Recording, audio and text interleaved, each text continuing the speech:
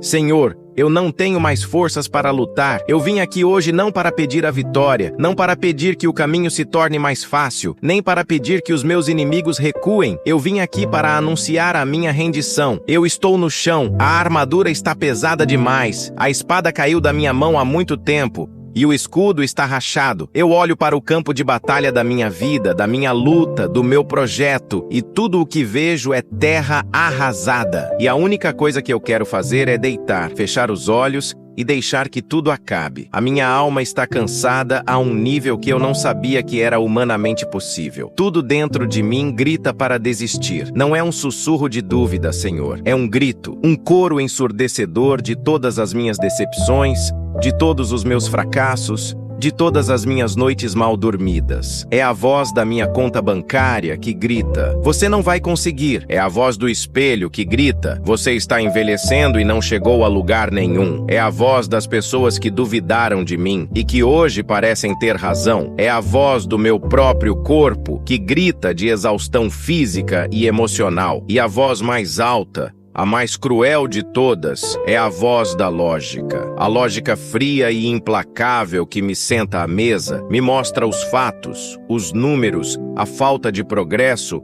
e me diz com uma calma assustadora: o esforço não compensa. Desistir é a única decisão inteligente a ser tomada. Eu me lembro do começo. Ah, como eu me lembro. Lembro-me da paixão que me queimava por dentro, da visão clara que me guiava. Eu tinha tantos porquês, tantos motivos. Eu continuava porque acreditava na causa. Eu continuava porque queria construir um futuro melhor. Eu continuava porque queria honrar as pessoas que amava. Eu continuava porque o meu coração me dizia que aquele era o meu caminho. Meus motivos eram um exército forte e numeroso, mas a batalha foi longa demais. Uma guerra de atrito. E um por um, os meus soldados, os meus motivos foram caindo. A paixão foi a primeira a morrer. Ela se afogou no pântano da rotina, da repetição, dos obstáculos incessantes. A visão foi a segunda. Ela se perdeu no nevoeiro do cansaço e das pequenas derrotas diárias, que foram como 1000 cortes de papel, até que eu sangrasse por completo. A crença na causa foi abalada pela aparente indiferença do mundo. E agora, o meu último soldado, o mais resiliente de todos,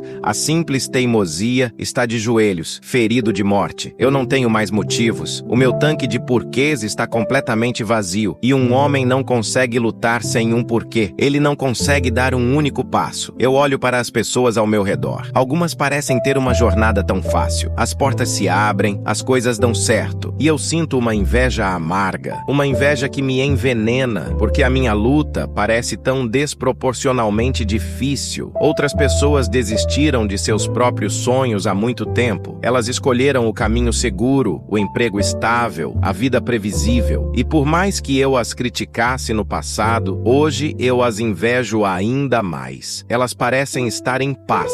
Elas não têm essa angústia, essa exaustão de quem rema contra uma maré que nunca cede. Será que eles estavam certos o tempo todo? Será que eu sou o tolo, o Dom Quixote lutando contra moinhos de vento, enquanto todos os outros estão seguros e aquecidos em suas casas? Desistir parece tão doce, tão aliviante. A ideia de acordar amanhã de manhã e simplesmente dizer chega, acabou, eu não luto mais, é como a promessa de um oásis para um homem morrendo de sede no deserto. Acabar com a pressão, acabar com a expectativa, acabar com o esforço hercúleo de empurrar esta pedra montanha acima todos os dias, só para vê-la rolar para baixo novamente. Eu anseio por essa paz, a paz da rendição, a paz de não ter que tentar mais. Eu me sinto como um cuidador que dedicou a vida a zelar por algo ou alguém, um negócio, um sonho, um relacionamento doente, uma pessoa enferma. Eu dei tudo. Dei meu tempo, meu sono, minha saúde, minha alegria. E agora, eu olho para dentro e o poço está seco. Não há mais nada para dar. E a coisa pela qual eu luto parece não melhorar. O paciente não se cura. O negócio não prospera. O relacionamento não se conserta. E eu me pergunto, até quando? Qual é o limite do sacrifício? Onde está a linha entre a perseverança nobre e a teimosia autodestrutiva? Eu acho que cruzei essa linha há muito tempo. E só agora percebi que estou vagando sozinho em território inimigo. E no meio de tudo isso, eu falo contigo, Deus, mas minhas orações se tornaram amargas. Elas estão cheias de decepção. Senhor, eu fiz a minha parte. Eu trabalhei duro. Eu tive fé. Eu sacrifiquei. E onde está o resultado? Onde está a tua ajuda? Tu me chamaste para este caminho apenas para me ver falhar? Tu me deste um sonho apenas para assistir ao meu coração se quebrar? Eu sinto como se estivesse em uma parceria contigo, mas só eu estou trabalhando. Eu sinto que tu estás em silêncio, distante, talvez até indiferente. E essa sensação de abandono divino é a pá de cal sobre a minha vontade de lutar. Porque se até tu te calas, por quem eu vou continuar? A minha dor é profunda, mas não é uma dor aguda, é uma dor crônica, surda, que se tornou o ruído de fundo da minha existência. É a dor de sorrir por fora quando se está morto por dentro. É a dor de ter que dar tapinhas nas costas dos outros e dizer parabéns pelo seu sucesso, quando o meu próprio fracasso me sufoca. É a dor de ser um pilar de força para os outros, enquanto a minha própria fundação está ruindo. Eu estou cansado de ser forte. Eu estou cansado de ser resiliente. Eu quero ser fraco. Eu quero que alguém cuide de mim. Eu quero desabar e saber que alguém vai me segurar, mas não há ninguém. E mesmo tu, Senhor, pareces estar de braços cruzados. Então, esta é a minha oração hoje. A oração de um soldado desertor. A oração de um corredor que parou a 1 metro da linha de chegada porque não aguenta mais a dor nos pulmões. A oração de um homem que perdeu todos os seus motivos. E eu não venho pedir muito. Eu não tenho mais fé para pedir por milagres. Eu não tenho mais esperança para pedir pela vitória. O meu pedido é o menor que um homem pode fazer. É o pedido mais fundamental. Senhor, quando tudo em mim, cada fibra do meu ser, cada pensamento na minha mente, gritar para eu desistir, me dá só um motivo para continuar, apenas um. Eu não preciso de um exército de motivos como eu tinha antes. Eu não preciso de uma visão grandiosa do futuro. Eu não preciso de uma promessa de que tudo vai dar certo. Eu sei que talvez não dê. Eu só preciso de um único motivo. Um motivo pequeno, frágil, quase insignificante, mas que seja real, que seja teu. Pode ser o vislumbre de um pequeno resultado positivo do meu esforço, uma única folha verde brotando na minha terra arrasada. Pode ser uma palavra de agradecimento de uma única pessoa que foi impactada pelo meu sacrifício, mesmo que eu não soubesse. Pode ser a lembrança súbita e vívida da paixão original que me colocou neste caminho, um eco daquele primeiro chamado. Pode ser um sinal,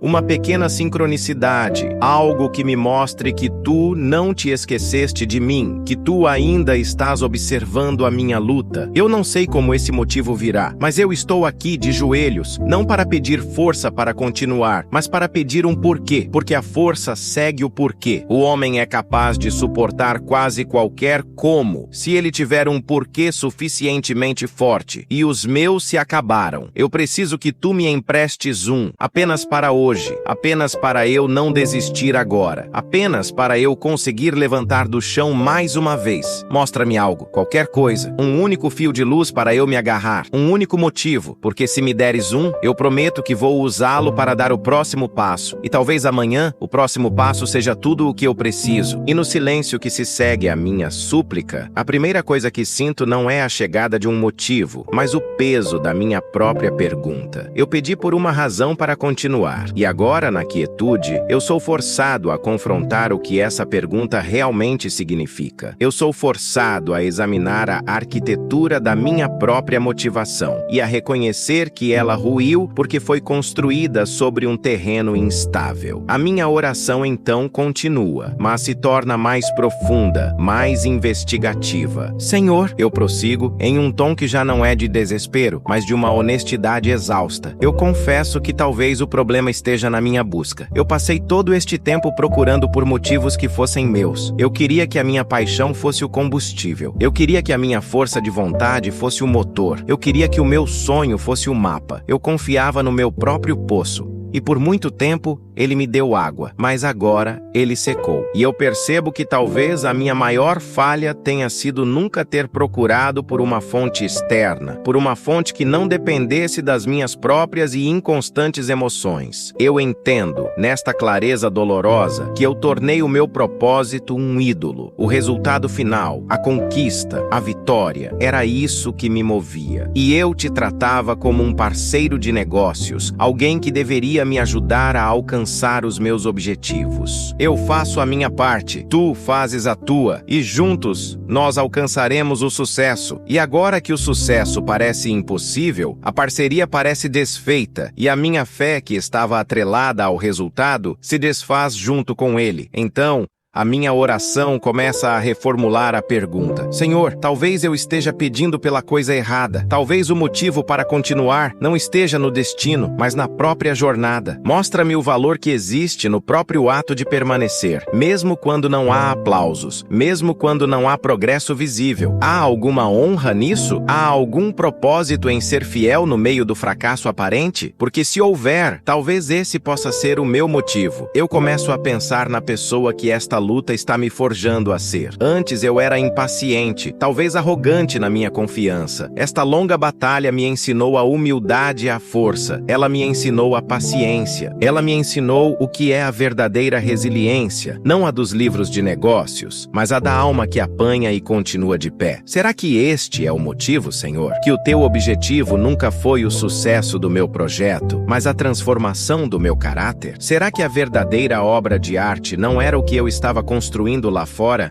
mas o que tu estavas esculpindo aqui dentro, com o martelo e o cinzel da adversidade? Essa ideia é ao mesmo tempo irritante e consoladora. Irritante, porque significa que o meu sofrimento tem sido uma ferramenta, e ninguém gosta de ser uma ferramenta. Consoladora, porque significa que nada disso foi em vão. Cada lágrima, cada gota de suor, cada momento de desespero teve um propósito que transcende o meu entendimento. Se for isso, Pai, por favor, me ajuda a aceitar. Me ajuda a trocar a minha busca por sucesso pela tua busca por santificação em mim. Se o motivo para eu continuar é que a tua obra em mim ainda não acabou, então que esse seja o meu motivo e a minha oração se expande para além de mim. E se o motivo não for para mim? E se esta minha luta teimosa, esta minha recusa em desistir mesmo quando tudo grita para eu parar, for um testemunho silencioso para alguém que eu nem conheço? E se houver outra pessoa em sua própria batalha, me observando de longe? E se a minha perseverança for a luz que essa pessoa precisa ver para não desistir da sua própria luta? A ideia de que o meu sofrimento possa ter um propósito redentor para outra pessoa é avassaladora. Senhor, eu clamo, agora com uma nova urgência. Se este for o caso, se a minha luta serve como um farol para outro navio na tempestade, então me dá um vislumbre disso. Eu não preciso saber quem é. Eu não preciso de agradecimentos. Eu só preciso de um pequeno sinal de que a minha dor não é um buraco negro que engole a minha vida, mas que ela irradia algo, que ela serve para alguma coisa além de mim mesmo. Se o meu motivo for o bem de outro, eu acho que poderia suportar o peso por mais um tempo. Eu penso nos agricultores. Eles lançam a semente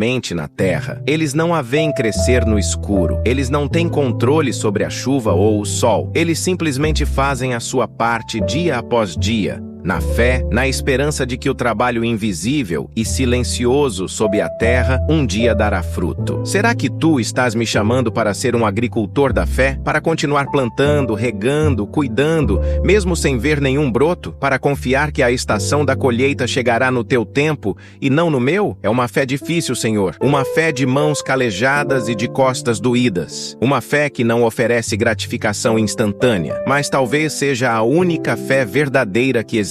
A minha necessidade de entender o porquê de tudo começa a diminuir, substituída por um simples desejo de obedecer. Eu não preciso do mapa estratégico do general. Eu sou apenas um soldado, e um soldado só precisa da ordem do dia. Qual é a minha ordem para hoje, Senhor? A minha missão para as próximas 24 horas é apenas dar o próximo passo? é apenas não desistir hoje. E com essa percepção, a minha postura muda. Eu paro de lutar, de argumentar, de barganhar e eu começo a escutar. Eu decido que no dia seguinte eu vou me levantar, vou colocar os pés no chão, vou fazer as tarefas que precisam ser feitas. Mas farei tudo isso de uma forma diferente. Eu o farei em um estado de escuta ativa, com os ouvidos da minha alma abertos. Eu vou parar de gritar para o céu e vou começar a ouvir os sussurros que talvez sempre estiveram lá, mas que o barulho do meu desespero me impedia de perceber. Ok, Senhor, eu concluo, em um suspiro de rendição. Eu entendi. Eu não tenho um motivo. Todos os meus se foram. E eu não vou mais tentar fabricar um. Eu estou esgotado. Então eu te entrego a minha falta de motivos. E eu te peço que a substituas por um dos teus.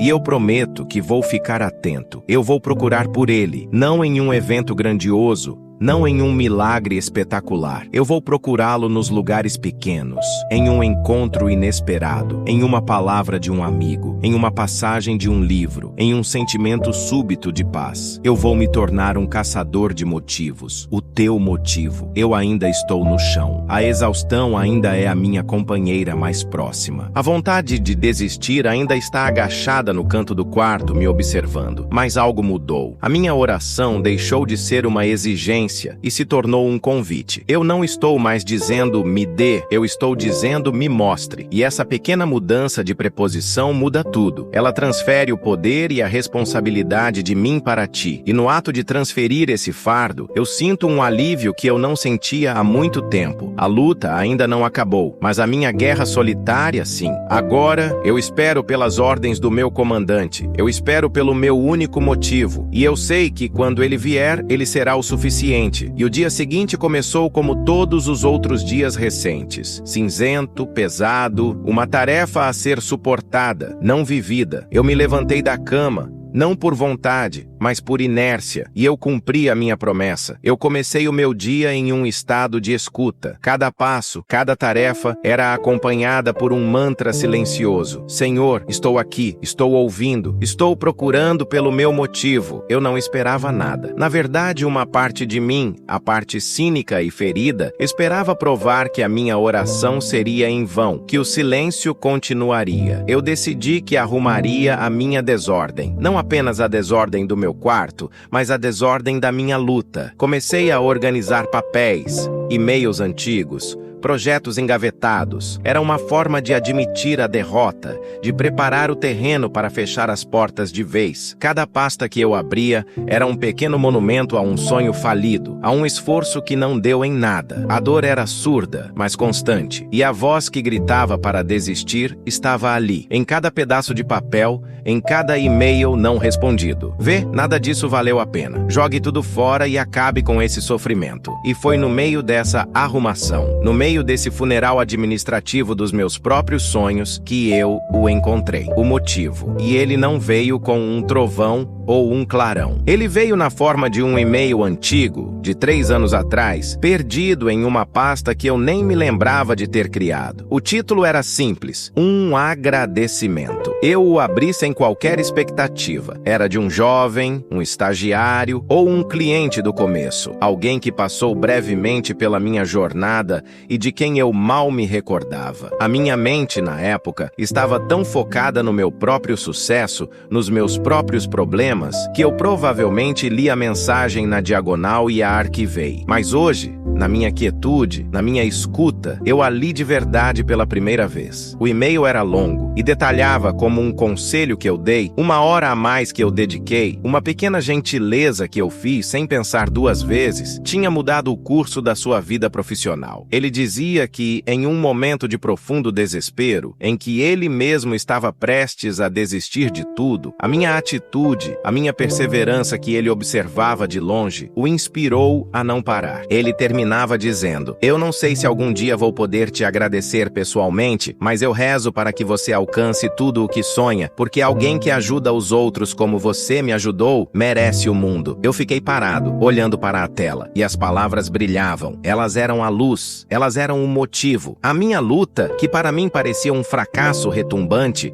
um exercício de futilidade, tinha sido para outra pessoa um farol de esperança. O meu sofrimento não tinha sido em vão. A minha teimosia tinha servido a um propósito que eu desconhecia completamente. E a resposta para a minha oração, e se o meu motivo for o bem de outro, estava ali, em texto preto sobre um fundo branco, escrita 3 anos antes, esperando pelo momento certo para ser encontrada, esperando pelo momento em que eu estaria de joelhos, pronto para ouvir. E eu desabei, não de tristeza, mas de um sentimento tão avassalador que não tem nome. Uma mistura de gratidão, de vergonha pela minha própria cegueira, de alívio, de assombro. Eu chorei como não chorava há anos, um choro que lavava a amargura, que dissolvia o cinismo. Deus não me respondeu com uma promessa de sucesso futuro. Ele me respondeu com um testemunho de um sucesso passado e oculto. Ele não me mostrou o que eu poderia ganhar, mas o que eu já tinha dado sem perceber. Aquele e-mail não pagou as minhas contas, não consertou os meus erros, não tornou a minha montanha menor, mas ele fez algo muito mais importante. Ele mudou a minha relação com a montanha. Eu não a via mais como um monumento ao meu fracasso. Eu comecei a vê-la como um posto de observação, um lugar de onde, talvez, a minha luta pudesse ser vista por outros que precisavam de coragem. A voz que gritava para desistir não se calou, mas agora eu tinha uma resposta para ela. Quando ela dizia, não vale a pena, eu podia responder com calma. Valeu a pena para aquele rapaz. E se valeu a pena para um, pode valer a pena para outros. Quando ela dizia, você está sofrendo por nada, eu podia dizer, eu não sei qual é o plano completo, mas agora eu sei que o meu sofrimento pode ser redentor. Aquele único motivo se tornou o meu escudo e a minha espada. E uma nova força começou a brotar em mim. Não a paixão eufórica do começo, não, era uma força diferente, uma força mais sóbria, mais madura, uma determinação quieta. Eu entendi que o propósito da minha vida talvez não fosse alcançar o topo da montanha, mas simplesmente ser fiel na escalada. E que a minha maior vitória não seria a conquista pessoal, mas o impacto silencioso que a minha jornada poderia ter na vida de outros. Eu voltei para a minha mesa, olhei para a pilha de papéis que eu estava pronto para jogar fora, e com as mãos que ainda tremiam um pouco, eu peguei uma caneta e voltei ao trabalho. Eu não me sentia magicamente inspirado ou subitamente energizado. Eu ainda estava cansado. A realidade dos meus problemas ainda estava ali. Mas agora havia um propósito que vinha de fora de mim. Um propósito dado por Deus. E isso era o suficiente. A minha oração, desde aquele dia, mudou. Eu parei de pedir pelo fim da luta. E comecei a pedir por fidelidade no meio dela. Eu parei de pedir por resultados visíveis. E comecei a agradecer pelos frutos invisíveis. Eu parei de focar no que eu não tinha e comecei a procurar pelo bem que eu podia fazer exatamente onde eu estava, com os poucos recursos que eu tinha. A vida não se tornou fácil. A batalha continua. Há dias em que a exaustão volta a bater na porta. Há dias em que a vontade de desistir flerta comigo. Mas agora eu tenho o meu motivo. Eu o guardo no meu coração como um tesouro. Eu o releio na minha mente. Aquele e-mail, aquele sinal, aquela prova de que nenhum esforço feito com amor é verdadeiramente em vão. Eu entendi que Deus nem sempre nos dá o que pedimos, mas Ele sempre nos dá o que precisamos. Eu pedi por força, e Ele me deu dificuldades para me tornar forte. Eu pedi por sabedoria, e Ele me deu problemas para eu resolver. Eu pedi por coragem, e Ele me deu perigos para eu enfrentar. Eu pedi por um motivo para continuar, e Ele me mostrou que o motivo nunca esteve em mim, mas no serviço aos outros e na glória a Ele. Hoje, eu continuo a minha jornada, um passo de cada vez. Alguns dias, o passo é firme. Em outros, é um arrastar de pés. Mas eu não paro mais, porque eu não caminho mais por mim. Eu caminho por aquele rapaz. E por todos os outros que eu talvez nunca conheça, mas que podem estar olhando para a minha pequena luz teimosa, lutando para não deixar a sua própria se apagar. E esta, Senhor, é a maior das honras, é o maior dos motivos, e é mais do que suficiente. Amém. Se isso tocou seu coração, compartilhe com alguém que pode estar precisando de um motivo para dar o próximo passo hoje.